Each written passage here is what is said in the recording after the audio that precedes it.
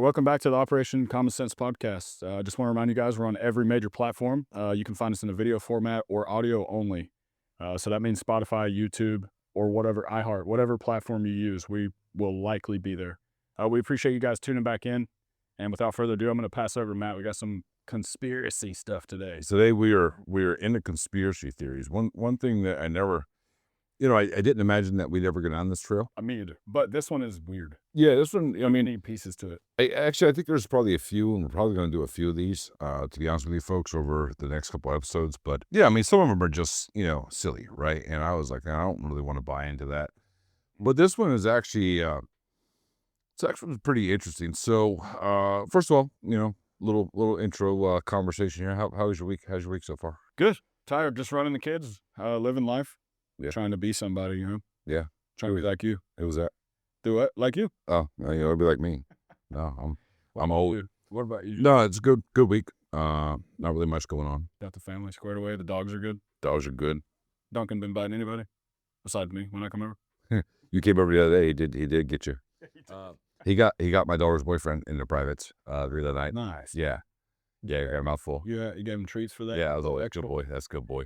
Yeah. So how'd the kid react? Did he stay cool? Yeah, his eyes like got lit up, Yeah. and he just wasn't expecting it because it was the first time for him.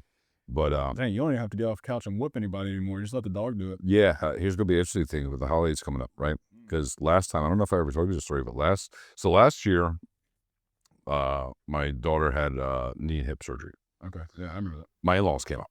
Mm-hmm. I didn't want them to come. I was like, no. Yeah. Like, I don't want It's kind of complicated. Yeah, like I just don't need two extra people sitting around doing nothing, right? So, like, it's gonna be enough already. Yeah. And shit, I should say that because you watch this thing. We can edit that out. No. So anyway, Let it fly. Oh, that's my daughter, and I was like, your call, right? yeah. It's like, Do you want him here? yeah. So like, I wanted to come. Okay. Fuck. So, Threats, man. I deal with that, and I literally like, hey, listen, Tara and like everybody was gone, but me and the in-laws. Yeah. And I'm like, hey, I've got to run that in a store for like 5 minutes, right? I'm going to be right back. Hopefully nothing goes haywire in this 5 minutes, right? Yeah. I can survive. So I come back maybe 7-8 minutes later, and Duncan's out in his crate. Not in his crate? No, he was in his crate. He started out in the house. Oh, see, When I left, he was in the house with the other two. Come back, he's in the crate. And I'm like, fuck, I mean, you can't watch the dog for 7 minutes. You know what I mean? It's going through my mind. So I let him out and I let him in. Not knowing what had happened over the last 7 minutes while I was gone, right? So apparently, he doesn't like my father-in-law. And he, the leather chairs I have in the TV room, he hurdled one of those leather chairs and tried to grab a hold of him. And he was able to get his arm away before Duncan grabbed a hold of him. I guess the mother-in-law started yelling at him, and I kind of shook him out of it and got him out of this crate. But yeah, he was going to eat him. Like maybe it's just like a one-off thing, right? So I got him in the house, and we're sitting there, and I'm sitting in said leather chair. Duncan's up next to me, right, in the chair. And he's like literally taking a nap. He's just got his head down my lap, and I'm petting him, and he's half psyched out. Follow-on walks by. All of a sudden, he gets up, and he lunges for him. Just from walking through the room? Just walking right by him. And you know how tight it is between the sofa and the chairs. Like, he had no way to get away. Yeah. Like, he was... And last minute, I grabbed Duncan by the scruff of his neck. And yanked him back? And yanked him back. And he looked at me, dude, his eyes were all crazy. Really? And, like, yeah, he was going to lay into him. He was going to bite him. Like, now I got a hold of him. And I tell Tara, I was like, go get his leash. Right? Now she's all pissed off that she has to get up and go get the leash. And I'm like, I don't care. Like, he ain't gonna bite me. So I get his leash, take him out to his crate, call the facility to send somebody to come pick him up and take him out there through the holidays because they were coming back in a couple days. Oh, you just said take him over. I was like, yeah, just go ahead and take him because, like, now if I was like, I don't feel comfortable being in his house with that dog. Because I'm trying to eat him. And I was like, oh, he's a nice dog. Listen, that's coming up in about 2 weeks. So I'm going to see maybe if the years change that. I'm not thinking that anything's going to change, but I'm hopeful. Your father-in-law's probably like dreading seeing that dog. So anyway, all right, listen. So that was last year. Let's see what this year brings. So we're talking conspiracy theories today. We picked one that I think has a lot of, I don't know, man. There's not a lot of answers to this one. So we are picking the Las Vegas shooter. As you know, that happened October 1st, 2017 at a country concert in Las Vegas. The base of that was the Mandalay Bay. So Stephen Paddock was the guy's name. Stephen Paddock, 58 people dead, Yeah. over 400 injured. What I didn't know, the interesting thing about that hotel, as I was telling you earlier, like the top, 4, 5, 6 floors, whatever, is actually a Four Seasons hotel. But it's all penthouses. So, didn't know that. What they tell you is that Stephen Paddock was a lone gunman, shooting from 2 different positions on the 32nd floor. Somehow this guy got 2 rooms overlooking the concert venue, outdoor concert. Which is roughly 600 yards away Yeah, I mean, it's from the building. it's a pretty good distance. Plus, he's 32, stories up, right?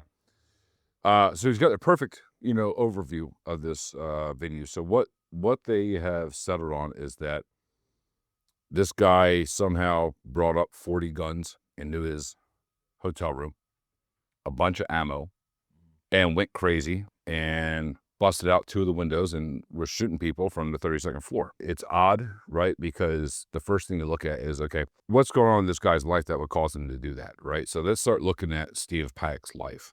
Yeah. Couple of interesting things. One, his father was actually on America's Most Wanted.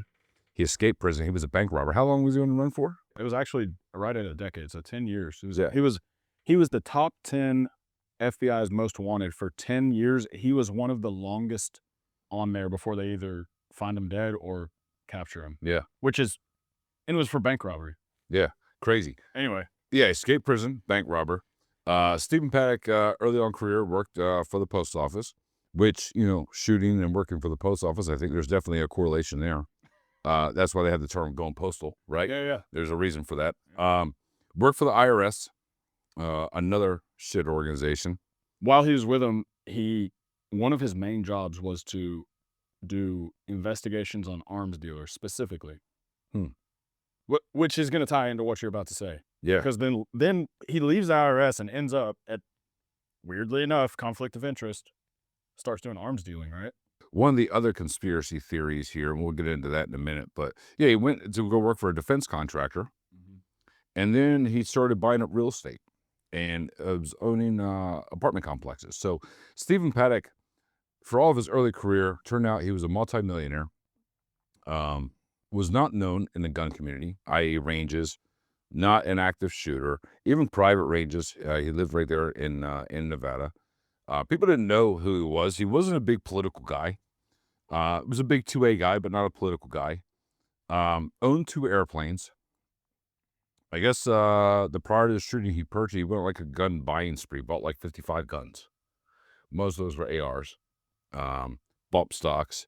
Started shooting more and more, but still not at a level to where I would think somebody like that would carry out this type of attack. And it took police 65 minutes to get to the 2 suites Paddock was in.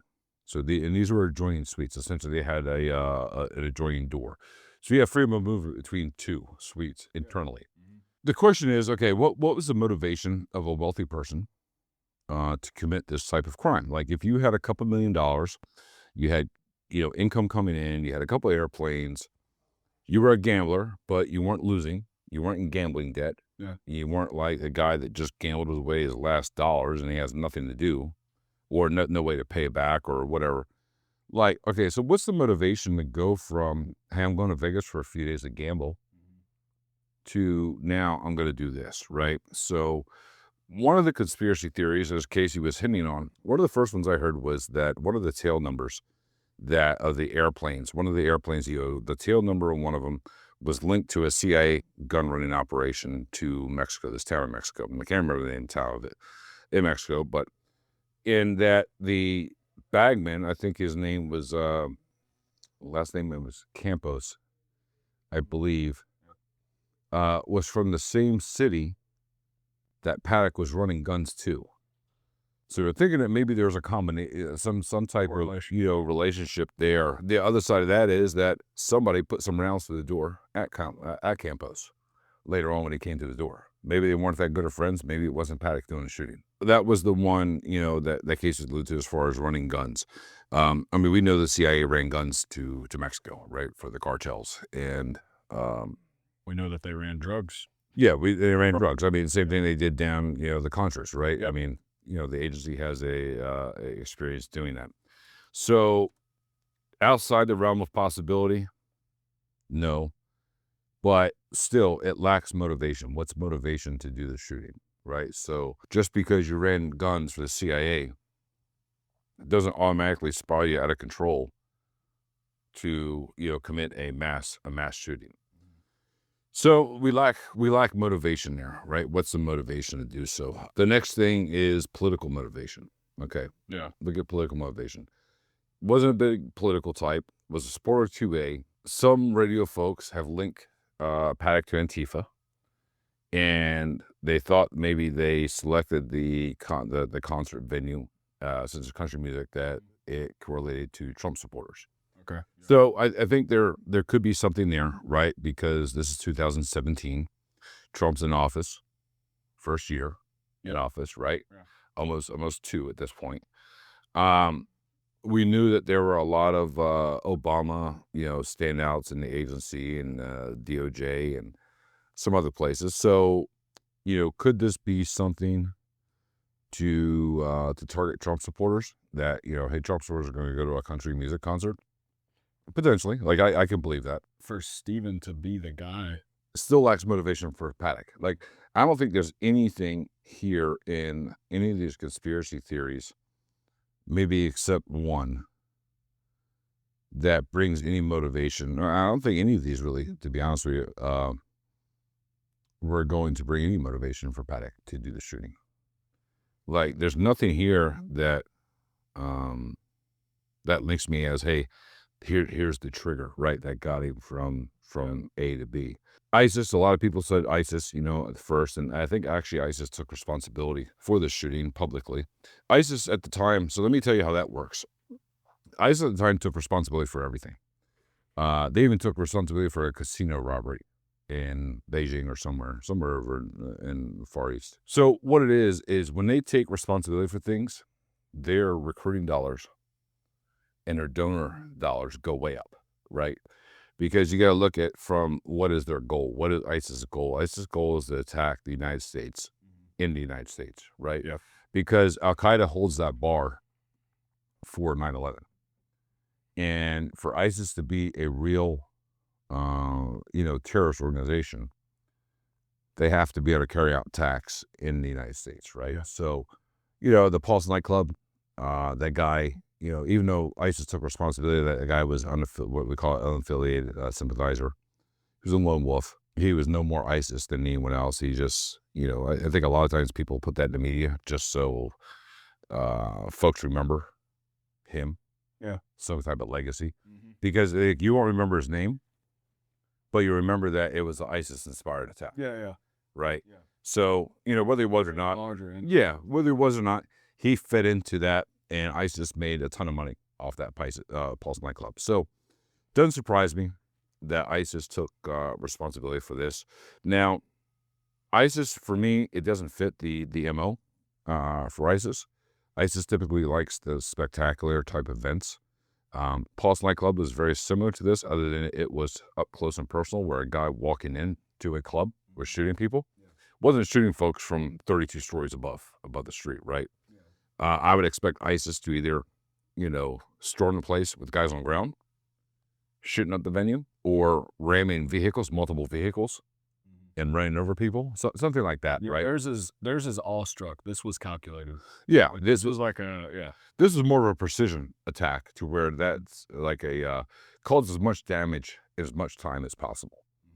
Whatever that may look like. It was very premeditated, because we lobbied the idea of what if it was, like this dude just had a temporary insanity moment, but each gun weighing about 10 pounds. That's roughly 240 pounds per bag that you can fit a guns into, and you get them 32 stories up. Then all the ammunition, then stage the rooms. This was months, probably years in the making for whoever.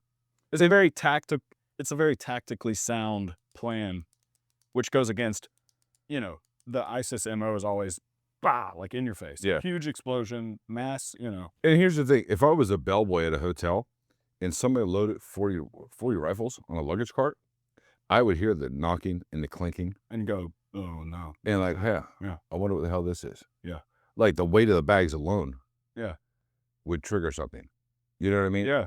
Plus all the ammunition and everything. Like ammunition's expensive, or it's expensive, but it's also heavy. So that's another question. Like, why didn't that trigger anyone's?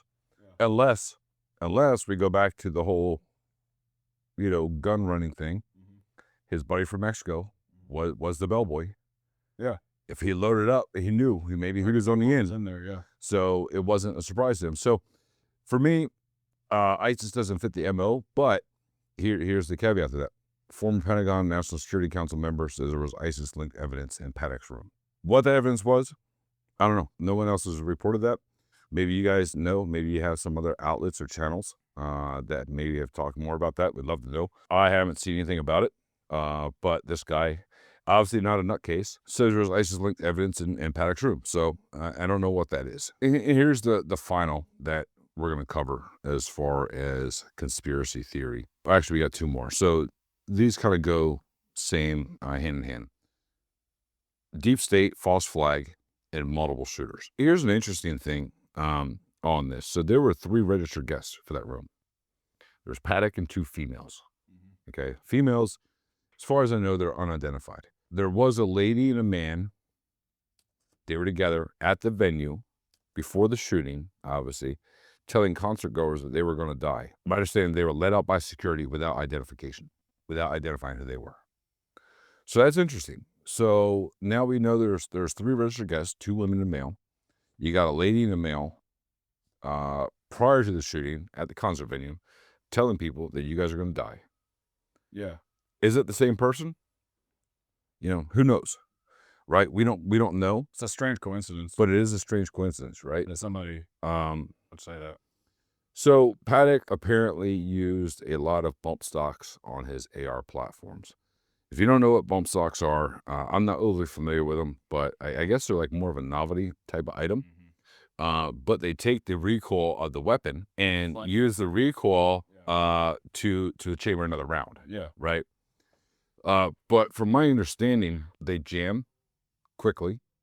They're not very efficient. Right. So when you look at the video, when you listen to the video, here's what stood out to me. You hear a lot of small arms fire, and there's rapid burst, right? And then there's a break.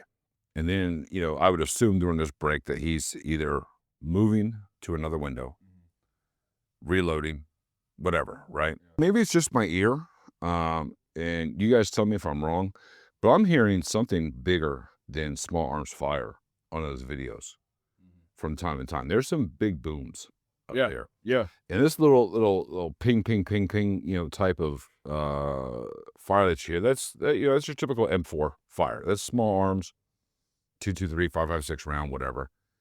But those guns don't jam. Like, you don't ever hear, he's popping off a ton of rounds. You don't ever hear that they end abruptly. You know what I mean? You could see where, okay, there's enough shots that go by where he's emptied up a magazine and he's reloading or changing out mags, but never like 10 rounds and then nothing. Right. And there's also some heavy booms in there, which, to me sounds like more of a belt fed. Yeah. Larger caliber. They were so continuous, it was beyond even a 30-round magazine. Yeah. So that's the small arms fire that you're hearing. Yeah. That's the small arms fire that you're hearing. But in that, you'll hear some bigger booms. Not as rapid. Yeah. So maybe not a belt fed, because belt fed, super fast. Yeah, rates of fire are pretty quick. But there's definitely something bigger in there. So that leads you to believe that, okay, one person isn't shooting 2 guns at one time. I guess they're saying he's going from room to room. He's got 2 windows busted out, 1 in each. And that he's going from room to room, and he's shooting through these windows. It says Paddock is not a active shooter. Right, he doesn't shoot a lot, 32 floors up, distances out to 600 yards, which is pretty much maxing the effective range of what an M4 would be. And when you start looking at, like, there's a link out there. It's called the Las Vegas shooting map or something like that, right? We saw it. Yeah. Somebody spent a lot of time, whoever that is, you spent a lot of time putting that thing together. And it's a pretty neat resource, because now you see on a map based on where people were shot. And some of these people were shot head, neck. Great. There's so many people out there and you're shooting. It's like shooting fish in a barrel. But when you're pushing 600 yards from an elevated platform, I don't know that somebody can do that isn't a decent shooter. You know, that's a pretty tall task. 2,000. I mean, it's you're getting close to half a mile away. I mean, Some of the shots would have been roughly 2,000 feet. That's insane. yeah. I mean, you're 1,800 yards. You're Yeah. 300 feet in the air. Yeah. That's a lot, right? And then one other thing, I mean, and just to second on, you know, some of the like impossibilities, if you want to call them that, is why would you bring 40 guns? Were you going to sell them? Maybe he was going to sell the guns and something went haywire. I don't know, but 40 guns seems like you know, overkill. and I don't want to like step over the human loss that was experienced here and pretend that, you know, it isn't important. It doesn't take a rocket scientist to know that. I mean, one of those guns could have done the same thing. Magazine. Sure. Why you had 40? Why you had 2 rooms? It just screams like 5 people to me, you know? That would be exhausting to put one down, find the other one, run to another room. I don't know. It's just weird. Or you just sit in one spot, change magazines. I don't know. It'd be exhausting to load magazines for all those guns. Yeah. You know what I mean? Yeah. That would take hours to get that thing set up. And you think 40 guns, 3 mags per. So that's what? That's 40, 12. So you're talking about what? About somewhere around 4,000 rounds of ammo? Imagine what 4,000 rounds of ammo would weigh on top of the rifles to get them up to that room. So We'll have to take the freaking service elevator, unless they did it piece by piece, but then you need, just have 10 guys do it. You know, like one guy gets his own book bag and just meets you at the room. And you watch the video I'm talking about, like some of that gunfire was overlapping. It's hard to believe that one shooter did this. 2, also hard to believe that Stephen Paddock had any motivation to do something like this, right? So there's a couple other things too I'm going to throw out there. You know, on top of all this, you've got the Crown Prince of Saudi Arabia, you know, 10 floors above at the Four Seasons. During this, Mohammed bin Salman is there when this is happening. So now you have his security detail that is now in a building with an active shooter, right? So what does that look like? There are reports of helicopters. People picked them up on Flight Tracker. No one knew who they were or where they came from, what they were there for. But there are helicopters there. Maybe that was, I guess they were exfil helicopters. Maybe they were trying to exfil him. And then, you know, you've got Paddock or whoever had the hallway rigged with cameras so we could see if somebody was coming down the hallways or not. So they had that kind of as a barricaded in. Yeah, I mean, as an early, you know, lookout. Yeah. You got the cameras out there. I'm gonna go ahead and dismiss that. It seems like a lot for somebody who just made an emotional decision that, hey, this is what I want to do. There's a lot of planning that's going on. So much planning. Yeah, that's what I was saying. It's like, it's very tactically sound. Like and this is not like a split decision of, you know, hey, I'm gonna go and I'm gonna go do this. Yeah, I'm gonna get my 6 rounds or 6 magazines that I own. Yeah, because you're not gonna bring 40 guns and 4,000 rounds of ammo and cameras and a specialty hammer to bust out the windows on a whim. What kind of hammer? I mean, it just screams somebody new. And here's the thing, like, okay, think about how thick those windows are. Like, if you're busting that window out, somebody above you, below you, by you, Yeah, is going to hear that. yeah. You know what I mean? Because it's not going to be quiet. Those windows are thick. Yeah, so think about, like, the effort that it goes to take to knock out 2 windows. So you got Mohammed bin Salman upstairs. Helicopters could have been there to exfil him. I don't know. Also, you look at, okay, you know, he's here in the U.S. What does this security team look like? Who are they made up of? They could be USG people. You know, you got things going on in Saudi. I think right after this is when bin Salman went and kind of cleaned up his government of corruption, where he locked all the corrupt folks up at the Ritz-Carlton or whatever over there in Saudi. They had to pay a bunch of money to get out and blah, blah. So that happened shortly after. Is there a Saudi angle to this? Doubtful. I think it just happened to be wrong place, wrong time. The question is, who was this security, right? And like I was telling Casey last time I was up in D.C., I was over by the Saudi embassy, waiting to go into another embassy. And they got plainclothes Secret Service patrolling those embassies. Because they came up and asked me, like, hey, who are you and what are you doing? Yeah. And they were just like you, right? So if they've got Secret Service protection around their embassies, what do they have for the Crown Prince being here in the U.S.? And why didn't those guys respond? Yeah, that is interesting to me. Could it be like, hey, that's not my fight? You had to hear it, right? You had to hear what was going on. So why didn't they respond? Was it USG personnel up there protecting? Who knows? Yeah. I mean, it probably wasn't a military unit. It could have been Secret Service. It could have been, it could have even been FBI, maybe. I don't know. But so you have that angle. This is what I think. This is what I'm going to go with. Okay. So out of all this is where I think I'm going to land on this one, and then we'll get Casey's take. I think Paddock had the rooms. These are rooms that were preset, pre-selected, because he knew the concert was there. And it could be that he just wanted to get a good view of the concert, whatever the case may be. These two other women that he had with him, who knows who they are? Maybe you guys know. Maybe there's something been reported on that. So interested in hearing, if you do, kind of what the background is there. I think one of these women, somebody got to him. I think they talked. She heard it. And said that, hey, he's got a room, blah, blah, blah, overlooking this and that. My guess is that Paddock was, he was a victim of this as much as anyone else. I think that maybe he was killed immediately, and other people with other motivations, some motivation, did the shooting. Paddock was already dead, so he was going to take the scope. This was going to look like a murder-suicide at the end of the day. Because the one thing they said when the video cam of the initial, when they breached the door to where he was, initial view of Paddock was that he was laying in a pool of fresh blood on top of a pool of dry blood. Right? So the blood colors were off. I don't know enough about blood to know if that's normal or not, but maybe he's been dead for a while. Yeah. Considering that, I don't think they selected the 32nd floor as their sweet spot of where to be. I think they selected it because of the time it would take Las Vegas PD to get up the Mandalay Bay and clear all those floors. Yeah. Would give them plenty of time to exfil.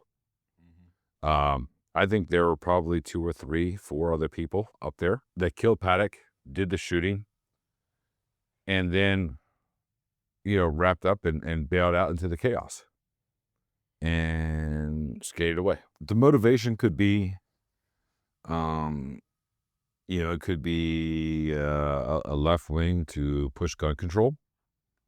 It could be a left wing to push control of bump stocks, because not shortly after, they banned them. It could be somebody that just wanted to kill Trump supporters and figured that Trump supporters would go to a country music festival. So maybe that was a prime, hunting location. I can't think of any right-wing reasons to do this other than to blame the left and under a false flag. Yeah. The Antifa thing could be a plant, right?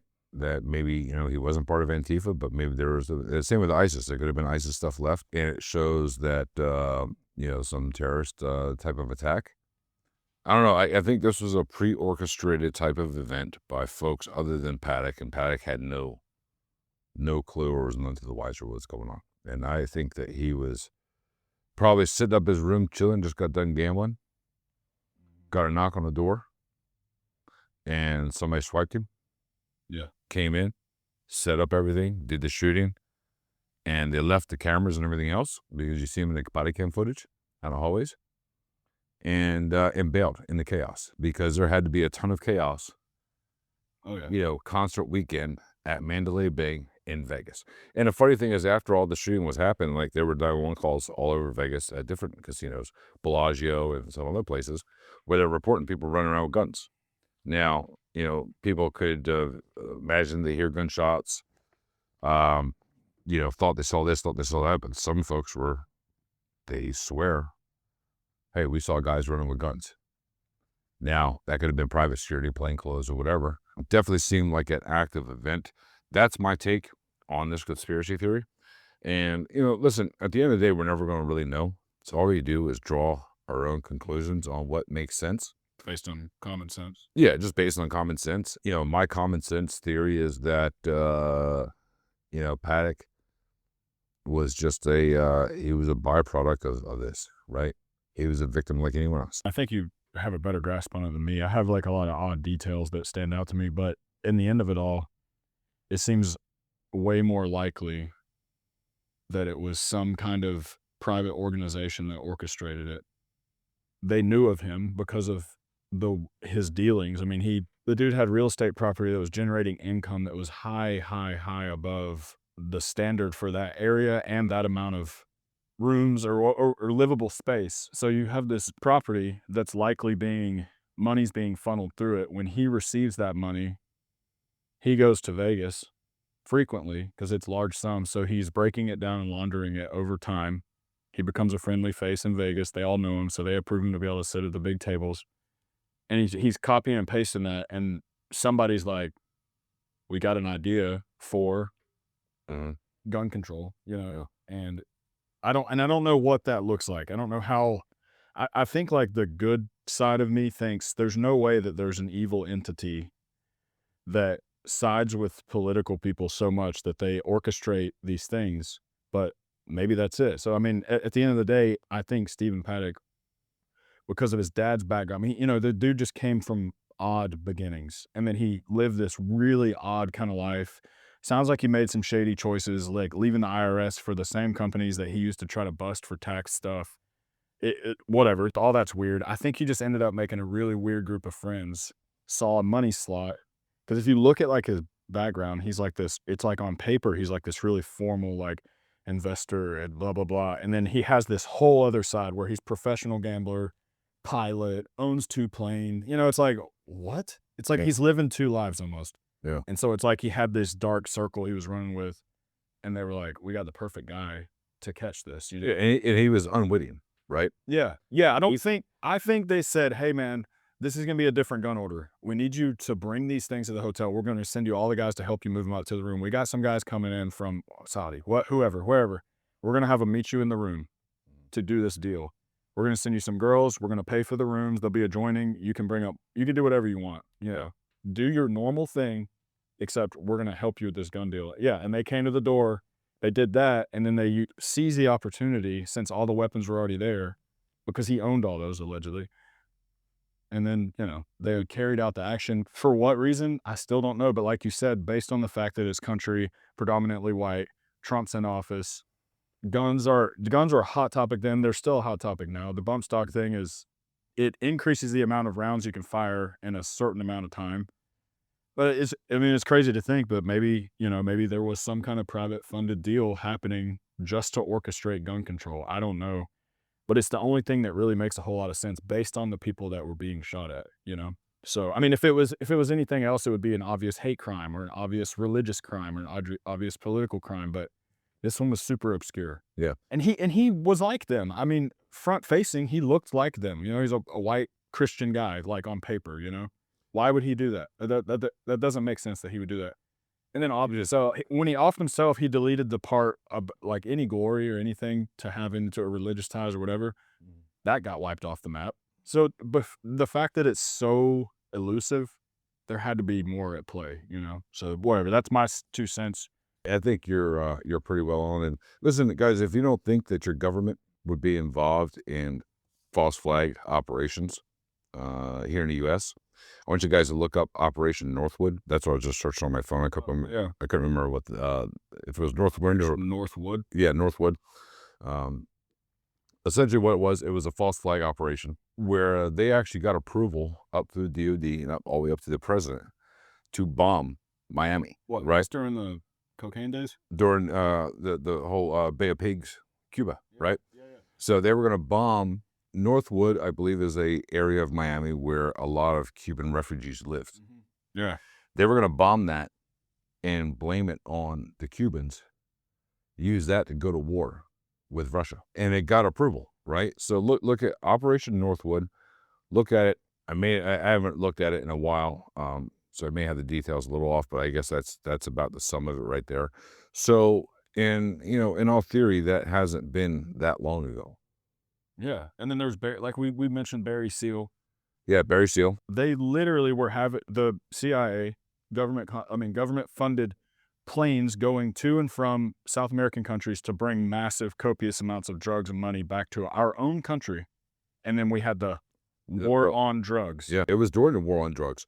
Yeah, 'Cause but if like we that doesn't. I mean, if that doesn't tell the listeners, like they are not always out for your good. Yeah, they were, Sure. it was the whole, Iranian-Contra affair, which, my understanding of that, obviously, that was way, before my time.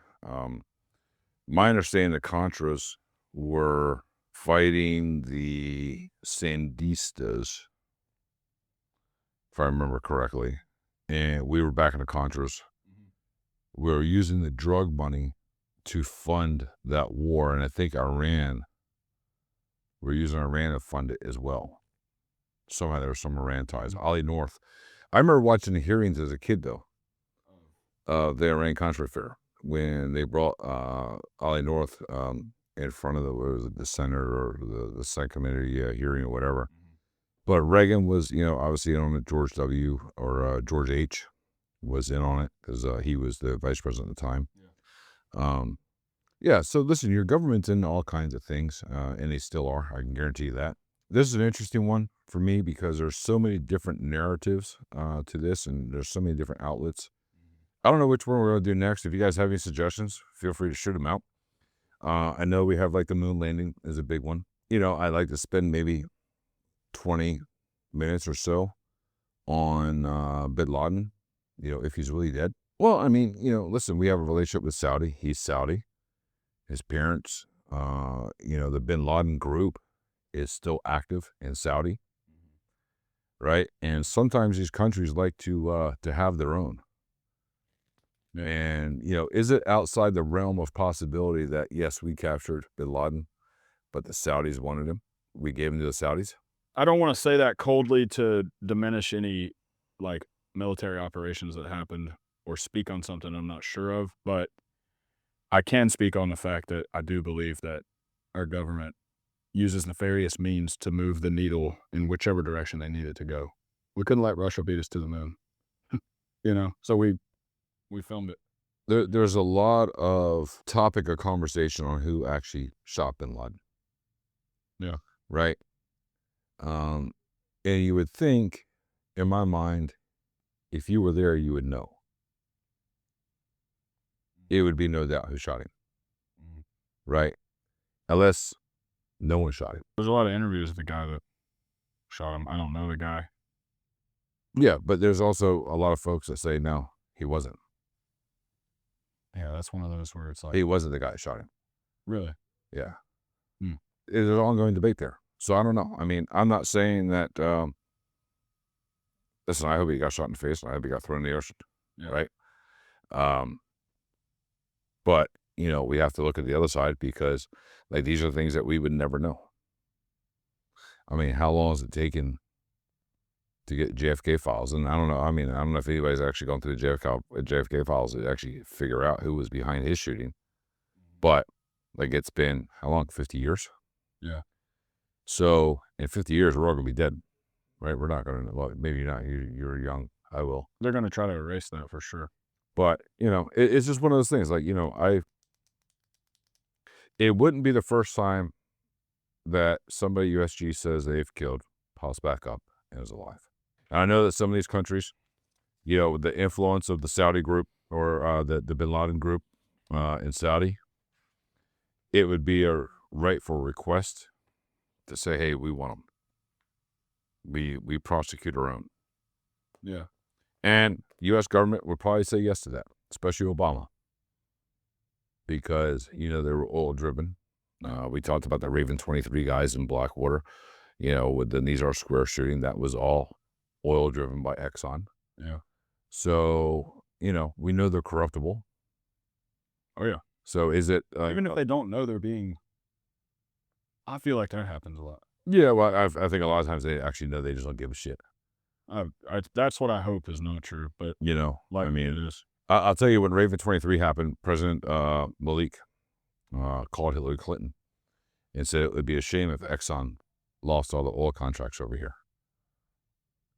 And that was after the guys were exonerated from the shooting. They were retried and found guilty. So, you know, the whole other story there, that's a longer story. Yeah.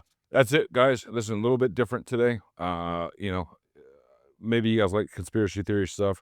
I'm kind of so on it. You know, it's like going down a rabbit hole. You can go down that rabbit hole and still come out and not know. Yeah, you just want more details that. Yeah, it's just, you know, but it's definitely interesting. If there's something you guys like us to look into and kind of go from there, please let us know.